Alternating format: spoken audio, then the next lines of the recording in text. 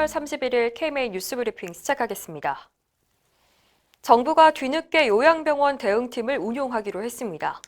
윤태호 중앙사고수습본부 방역총괄반장은 어제 브리핑에서 요양병원과 요양원에서 코로나19 환자가 발생하면 현장 대응팀이 출동해 환자들을 어떻게 전원시킬지 등을 결정할 거라고 밝혔습니다.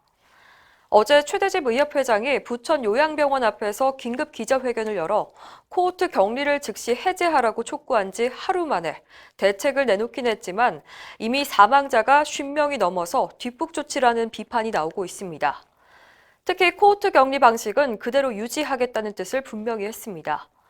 문제는 언제든 집단 감염 사태가 일어날 수 있는 요양병원이 전국에 약 1,600개나 있다는 점입니다. 수도권에만 547곳에 달하는데요. 요양병원 집단 감염에 효과적으로 대응하지 못할 경우 제2, 제3회 부천 요양병원 사태가 재현되는 것은 시간 문제입니다. 전문가들은 여러 차례에 거쳐서 요양병원은 코호트 격리를 해선 안 된다고 지적했지만 정부가 이를 무시해온 것으로 확인됐습니다.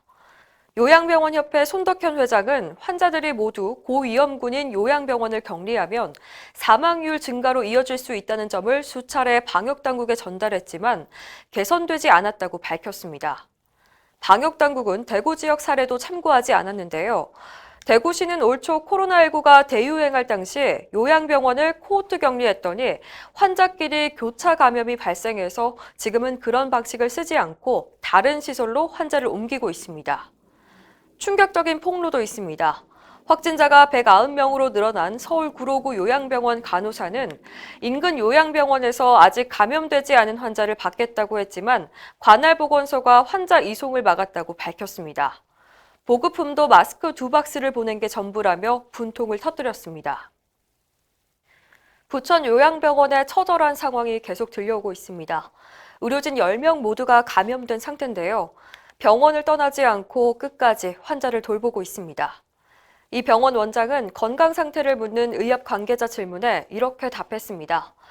내 건강을 신경 쓸 겨를이 없다. 달리 손 쓸 방법이 없어서 노인 환자들의 손을 잡아주며 포기하지 말라는 부탁만 하고 있다라고 전했습니다.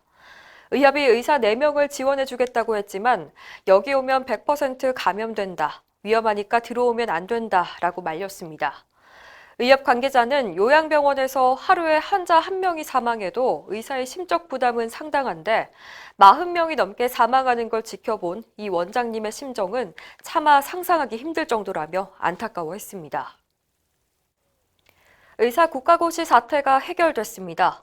보건복지부는 오늘 오전 의사국시 실기시험을 내년 1월 시행한다고 발표했습니다.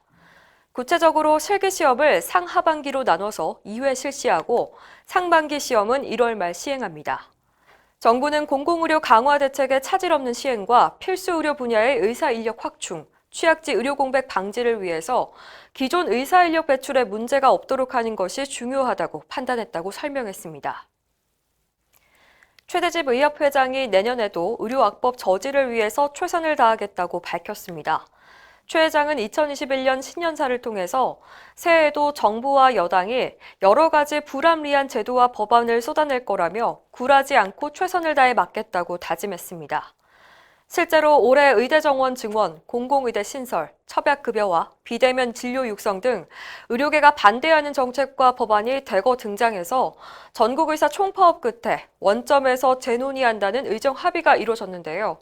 최 회장은 만약 정부가 합의를 이행하지 않으면 다시 투쟁으로 전개할 수밖에 없다고 말했습니다. 또 의사면허 관리제도 개선, 필수의료 진료과 활성화 등 한국 의료 정상화를 위한 발걸음을 멈추지 않겠다고 다짐했습니다. 이상으로 뉴스브리핑을 마칩니다. 자세한 사항은 의협신문을 참고하시길 바랍니다.